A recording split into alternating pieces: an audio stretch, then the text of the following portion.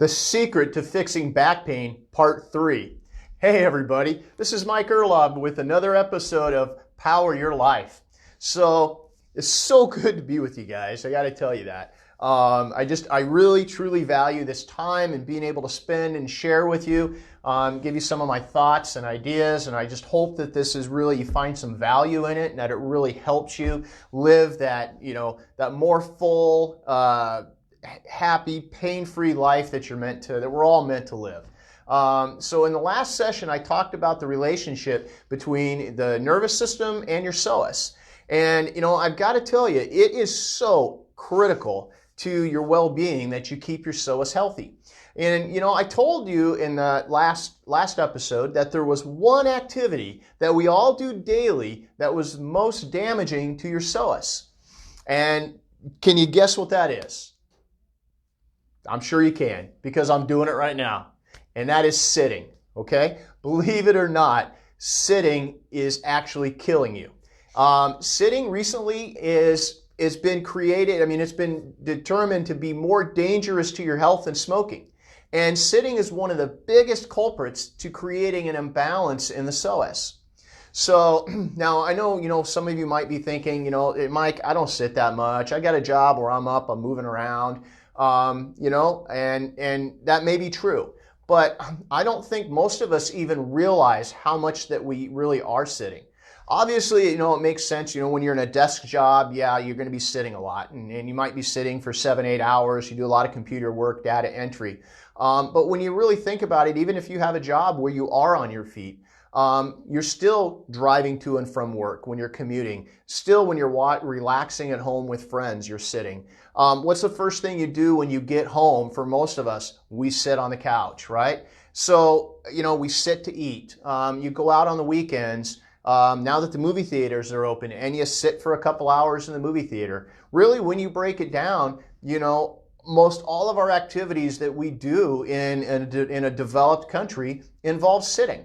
Now, I know we've all felt the effects of sitting at one time or another. You get up and you feel that achiness in the low back after a long day of working at your desk, or, maybe you're traveling and you're riding for a long ride in a car or a long flight home, and you just get up and you just feel that tightness, and it's not just tightness in your lower back, you feel this overall body tightness. You can feel it in your neck and between your shoulder blades and in your hips. And it really doesn't matter what position you're sitting in. Most likely, you're putting your body in a poor position that is going to cause and make your body get stiff. Now, this is actually created by a tilting of the pelvis in a backward position when you're sitting down. We call that a posterior pelvic tilt. And, even if you are going to the gym and you're working out, okay, and really a lot of the common exercises that many people do, they only make this pressure on their back worse. Doing things like crunches and sit-ups, they do not do the psoas any favors. They don't help at all.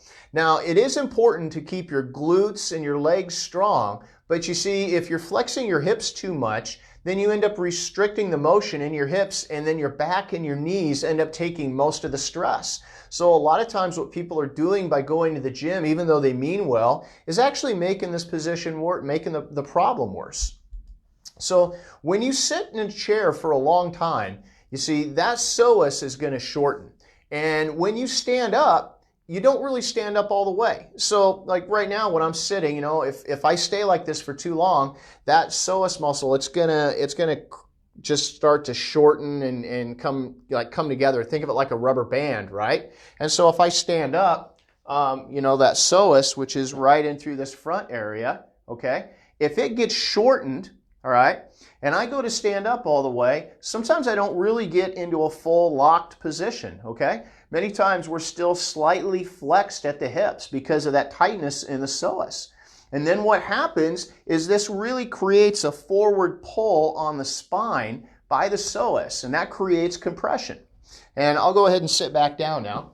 That way Arena can fix the camera. But this tension then accumulates in the spine and in the hip. And then what happens next is it makes your muscles very, very tight and very spasmed. And so they don't even relax when you lay down. And I don't know how many of you with back pain have found out, that you can't even lay down flat on your back in bed with your legs out straight. I've had so many patients that can't do that. Or they can't lay on their stomach, okay? And without at least putting a pillow under your hips. So what happens when you put a pillow under your hips is you see that flexes your spine a little bit. That gives in to that tight psoas. So if you find out that, hey, I have a hard time laying flat on my back in bed, it doesn't feel comfortable. If you're laying down, and you can even test this out, try laying down in bed, or just trying, if you're comfortable getting up and down off of the floor, try laying down on the floor and just try and lay perfectly straight, legs out straight, everything, and lay flat. And if you feel like your lower back is arching, or you feel like your lower back can't relax, or you feel pain when you do that, you have a problem with your psoas. If you can't lay on your stomach, you can test that out too. Try laying on your stomach, okay? If you can't lay in a prone position, completely flat, without back pain, guess what? You have a problem with your psoas, okay? You have a dysfunctional psoas, and that is going to create so many issues for you, and that's all created because of the amount of sitting and the adaptive shortening that has occurred. So, it makes a lot of sense when you really think about it. And this also shows up as a deep pain in your groin and hip, okay? So if you lay down and you can't lay flat, and you notice, you have this unexplained groin pain, this unexplained pain in the outside part of your hip, and you think, well, maybe I need a hip replacement. I'm going to tell you, that's probably not your hip. That's probably coming from your back, which is coming from your psoas muscle. So as that psoas gets tighter and tighter, what you might even start feeling is a deep ache in your stomach, and then that low back pain continues. And so then what do most of us do? Well, it hurts to lay flat on my back. It hurts to lay on my stomach. It hurts to stand up because we don't realize it, but our hips are still flexed forward a little bit. We can't get to a completely upright position. So it creates more energy for us to be able to sit or to stand. So what do? We sit. And what does that do? What do you think that does to the psoas? It makes it even tighter. You guys, this is a vicious cycle. And the problem will just get worse because, most of us, we can't stop working. We can't stop commuting to work.